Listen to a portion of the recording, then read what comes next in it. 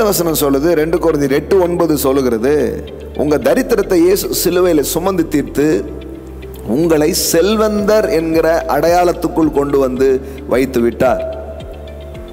நம்முடைய கர்த்தராகிய இயேசு கிறிஸ்துவின் கிருபையை அறிந்திருக்கிறீர்களே, அவர் ஐஸ்வர்யம் உள்ளவராயிருந்தும் நீங்கள் அவருடைய தரித்திரத்தினாலே ஐஸ்வர்யவான்கள் ஆகும்படிக்கு உங்கள் நிமித்தம் தரித்திரர் ஆனாரே. அப்ப நீங்க யாரு?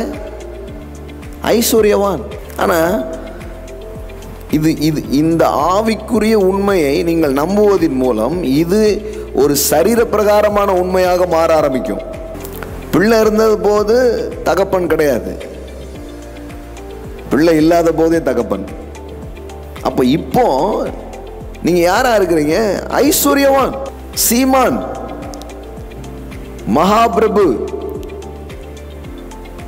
வாரி இறைக்கிறவன். இதுதான் உங்களுடைய நிஜம். பாருங்களேன், நான் உங்களை உற்சாகப்படுத்துறதுக்கான வார்த்தைகளை பேசல.